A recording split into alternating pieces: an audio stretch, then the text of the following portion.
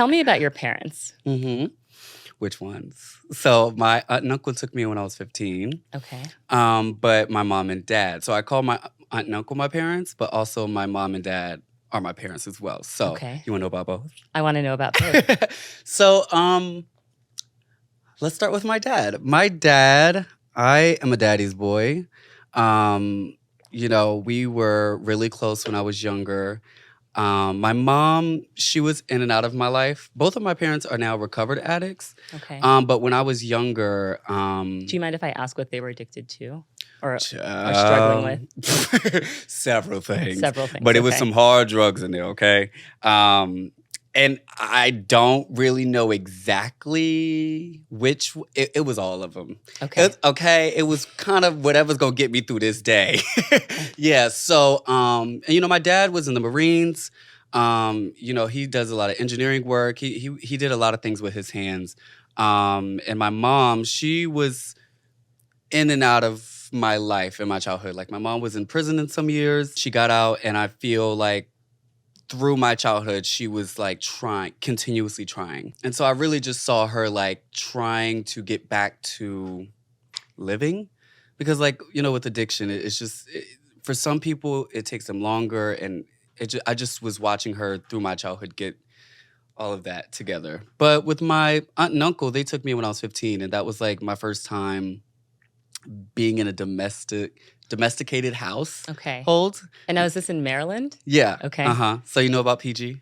Yes, I do. Oh, you know about PG? But get into it. Give me your description of it. Okay, so yes. So the DMV, DC, everybody knows is Chocolate City.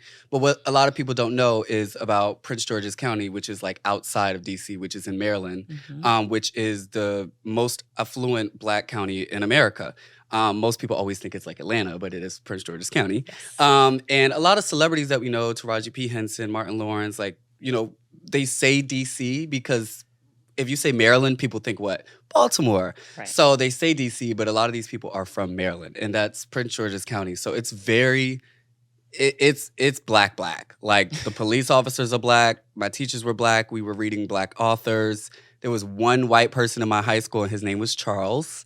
My aunt and uncle took me in. My aunt is a pharmacist. And my uncle is a business owner. So my track coach called me Will Smith because he was like Fresh Prince. And it was the same story, kind of like I was from, humble beginnings. And then they brought me in, and they have a 3-bedroom home and, upper middle class. And I had to learn and ask to go places and stuff like that. So they took me in at 15, and that's when I kind of like learned a different part of the world in life that I really I knew about, but it didn't seem attainable for me, being in underprivileged areas and stuff. It's just certain things. Like, I had never been on a plane. Wow. I had never been on vacation. My vacation before my aunt and uncle took me in was going to my aunt and uncle's house. Right. Because they had a big house. So it was just so different. But yeah, so I love both of them. I love both of my parents, but yeah, they just play different parts and roles in my life. I find it so I asked about your parents because I think you have an incredible work ethic. And even just reading about your young life, all of the things you did. You just mentioned track. I didn't even know track was part of that. But interning at a hospital, applying for the MTVU program. I would imagine you were a straight A student. I hate that I have to say yes. No, listen, as was I. But that desire to do all of these things, all these extracurriculars, achieve, and some could argue that means that you're maybe searching for some sense of self-worth tied to achievement. Absolutely. But I was asking about your parents because usually that comes from somewhere, right? You see that modeled somewhere. You were also in a completely new environment and still had that desire to achieve so much. You didn't feel uncomfortable about, I guess, going out for the track team or joining the certain club or putting the quote we shared at the top of the show in the yearbook. You felt at home even though you were from a totally different background. It's so interesting. I love that you bring that up because when it comes to overachieving, right? There is a ceiling of like, oh, I'm fulfilled. Right. And then there's like I want to keep going because of like what this is giving me. Right. And for me, you know, I talk about this in like episode 4, I think, of my podcast. It's like the end of trauma and how to feel before you heal.